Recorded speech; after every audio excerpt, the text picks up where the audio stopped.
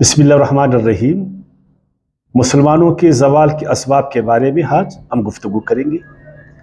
وہ کون سے اسباب ہیں جن کی وجہ سے مسلمان ترقی کے دوڑ میں پیچھے ہے اور زوال کا شکار ہے؟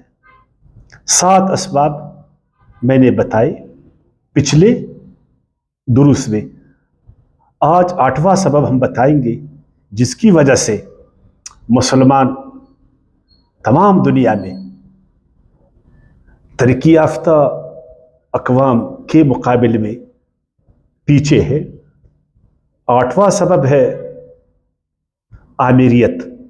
زندگی کے تمام شعبوں میں مسلمان وہ آمیریت کا شکار ہے، یا خود آمیر بنا بیٹھا ہے یا آمیریت کی اتباع میں زندگی گزار رہا ہے، خصوصاً سیاسی آمیریت، جس کی بدولت مسلمان ترقی نہیں کر پا رہا، مسلمان آگے نہیں بڑھ پا رہا، مسلمانوں کی زندگی میں تبدیلی نہیں آ رہی، خوشحالی اور ترقی سے مسلمان کوسوں دور ہے۔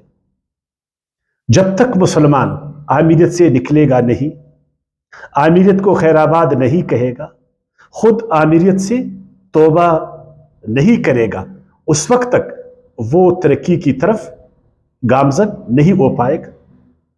قرآن عظیم الشان نے بارہا مسلمانوں کو تاکید کی کہ وہ آمیریت سے نکلے، وہ خود آمیر نہیں بنے بیٹھے، اپنے دنیاوی معاملات کو باہمی مشورے سے طے کرے، باہمی مشورے سے اس کو چلائے۔ ایک صورت تو قرآن عظیم الشان میں سورہ شورا کے نام سے متعارف ہے۔ سورہ آل عمران کے آیت 159 میں ارشاد باری تعالیٰ ہے، مسلمانوں کو امر ہے وہاں وَشَاوِرْهُمْ فِي الْأَمْرِ، اے پیغمبر دنیاوی معاملات میں آپ مسلمانوں سے، اپنے ساتھیوں سے مشورے کر۔ وَأَمْرُهُمْ شُورَى بَيْنَهُمْ، سورہ شورا کی آیات 21 میں 38 میں مسلمانوں کا شان، اس کی صفت یہ بتایا گیا کہ مسلمان تو وہ ہے جو اپنے باہمی دنیاوی معاملات کو مشورے سے طے کرتے ہیں۔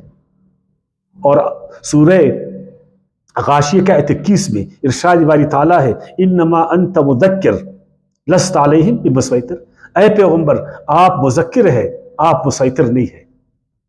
اللہ کا نبی کتنا بڑا مقام اور مرتبہ ہے ان کا، وہ اللہ کے آخری رسول ہے، وہ اللہ کے آخری نبی ہے، لیکن آپ صلی اللہ علیہ وسلم کی اللہ تعالیٰ یہ فرما رہے کہ آپ جبار مت بن بیٹھ، آپ مسیطر نہیں ہے، آپ جبار نہیں، آپ عامر نہیں ہے، آپ مذکر ہے۔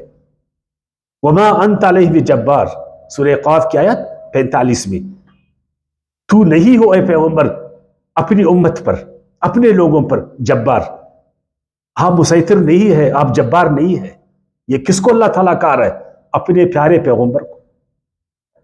لیکن آج بہت سارے لوگ وہ جباریت کا دعوے دار ہے، وہ امیریت کا دعوے دار ہے، وہ بادشاہت کا دعوے دار ہے، اور انہوں نے تمام ملت اسلامیہ کو اپنے امر کے نیچے، اپنے جبر کے نیچے زندگی گزارنے پر مجبور کیا ہے۔ اور ان کا یہ خیال ہے کہ ہم ہی مسلمانوں کو ترقی دیں گے، ہماری امیریت کی بدولت مسلمان ملت ترقی کرے گی۔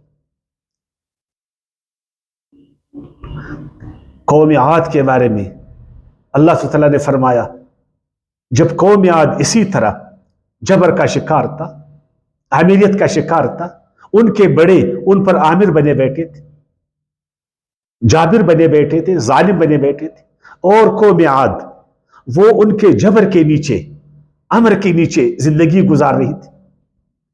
اللہ نے چاہا کہ قوم عاد کو ان کے بڑوں کے جبر سے نکالا جائے، ان کے امر سے اس کو نکالا جائے، اپنے رسولوں کو بھیجا، کتابیں صحیفے نازل فرمائے، لیکن قوم عاد کو یہ بات راس نہیں آئی، وہ امیریت میں خوش تھا، ان کے جبر کو انہوں نے پسند کیا تھا، ان کا خیال تھا کہ ہمارے بڑے اپنے امر اور جبر سے ہمیں